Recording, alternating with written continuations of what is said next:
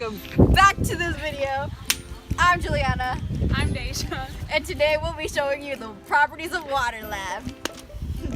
The purpose of this lab is to observe the effect soap has on the hydrogen bonds between different water molecules. So one hypothesis is that if soap is added to the penny, that there will be less drops of distilled water able to sit onto the penny. The null hypothesis is if soap is added to the penny, then the hydrogen bonds will strengthen, allowing more distilled water to be able to sit on the penny. The materials that are needed for this lab are dish soap, distilled water, a beaker, a penny, and a pipette. Get one penny and make sure that it's dry. From there, place it on a dry surface. What you're going to want to do next is fill your pipette with some distilled water from your beaker or flask. Add the water on top of the penny, drop by drop, counting the number of drops it takes until it overflows. Make sure to count these. 1, 2, 3, 4, 5, 6, you know. Record the number of drops the penny held in a chart for trial 1. Repeat these steps 4 more times, so there is a total of 5 trials.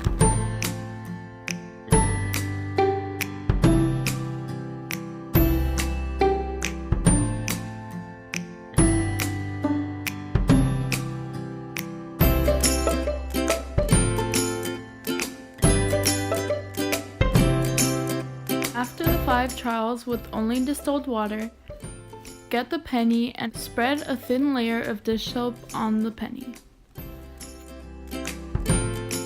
Fill the pipette with distilled water from the beaker and add water on top of the penny, drop by drop, counting the number of drops until it overflows.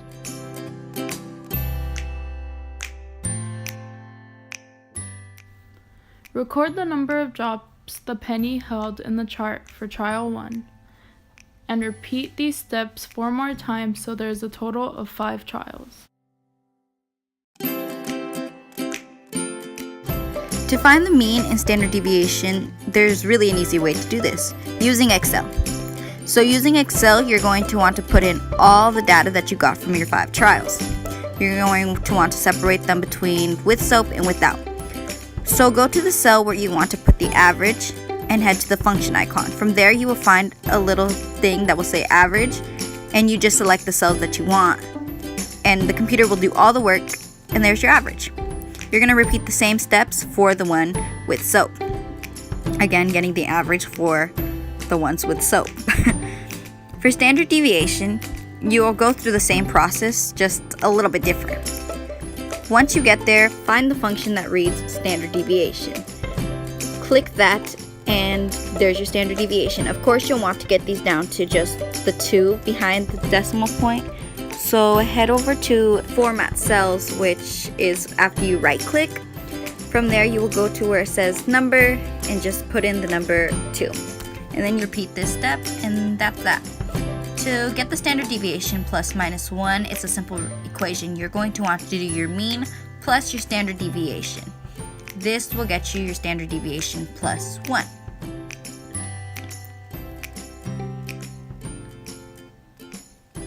So for your standard deviation minus 1, what you're going to do is your mean minus your standard deviation.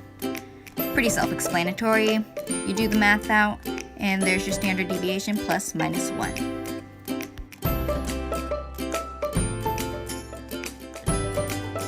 When you write this into your chart, be mindful of the plus and the minus.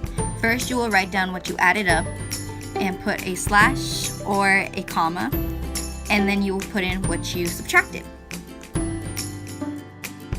Next is your standard deviation plus minus 2. So for this, what you are going to want to do is multiply the standard deviation by 2, and then repeat the same steps as getting the standard deviation plus minus 1.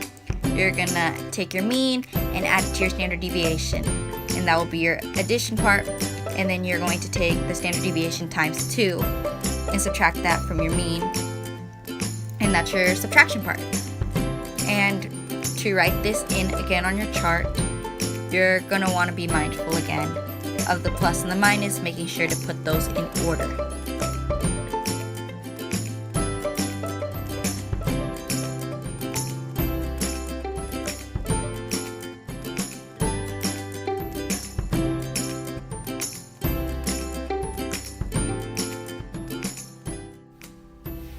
To find the standard error of the mean, you take the standard deviation and divide it by the square root of the number of trials.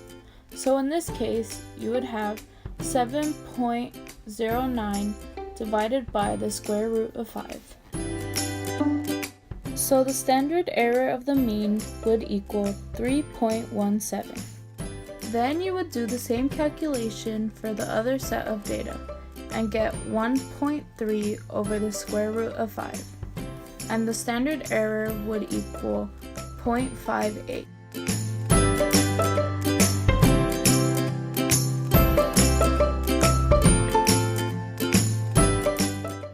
To find the plus or minus 2 standard error, you multiply the standard error by 2 and then add and subtract that number by the mean.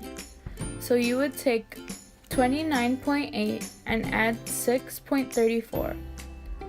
And then you would take 29.8 and subtract 6.34.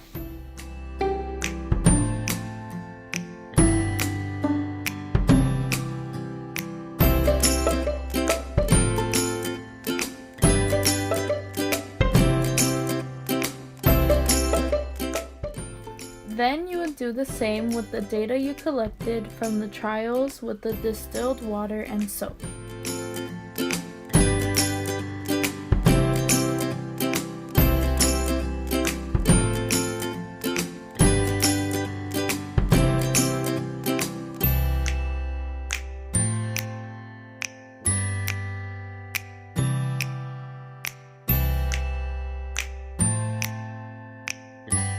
The experiment supported our hypothesis because the penny with only distilled water held more water drops than the penny with the layer of soap.